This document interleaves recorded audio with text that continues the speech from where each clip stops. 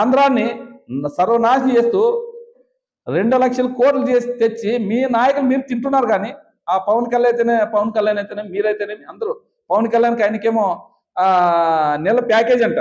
ఆయన నెల ప్యాకేజ్ ఇస్తే ఆయన ఇంకా సైలెంట్ మాట్లాడకూడదు ఆయన ఆ ప్యాకేజ్ కోసం.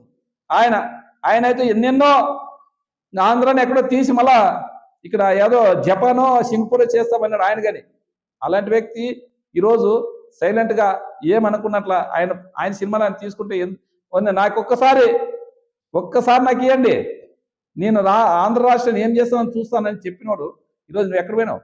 1.5 సంవత్సరం అయింది. పంచాయతీరాజ్ శాఖ తీసుకొని మంచి శాఖ తీసుకున్నావా? ఆ శాఖకి ఏమన్నా చేసినావు నువ్వా? దాదాపుగా 1 ఇయర్ అయింది, 1 సంవత్సరం అయింది. సర్పంచ్ నిధులు లేక గోడాడుతున్నారు. యాడే కానీ వాళ్ళకి ఏడాది శానిటైజర్, ఇప్పుడు వర్షాకాలం శానిటైజర్ ఏదన్నా క్లీన్ చేయాలన్నా, రోడ్లు క్లీన్ చేయాలన్నా, డ్రైనేజ్ క్లీన్ చేయాలన్నా, నీళ్లు పంపులు సరి చేయాలన్నా డబ్బులు లేవు, జీతాలు డబ్బులు లేవు. అలాంటి వ్యక్తి నువ్వు ఎందుకయా? ఫస్ట్ నేను చెప్పేది ఒకటే పవన్ కళ్యాణ్ నువ్వు ఫస్ట్ నువ్వు రాజీనామా చేయాలని చెప్తాను. ఎందుకంటే నువ్వు ఆ పదవికి అనర్హుడు, రాజకీయానికే అనర్హుడు. రాజకీయం అంటే ఎట్లుండాలా? నిరంతరం ప్రజల్లో ఉండి ప్రజల సమస్యలు తెలుసుకొని నువ్వు ఒక అధికార పక్షంలో నువ్వు నాయకుడు, నువ్వు ఒక జనసేన పార్టీ మీది.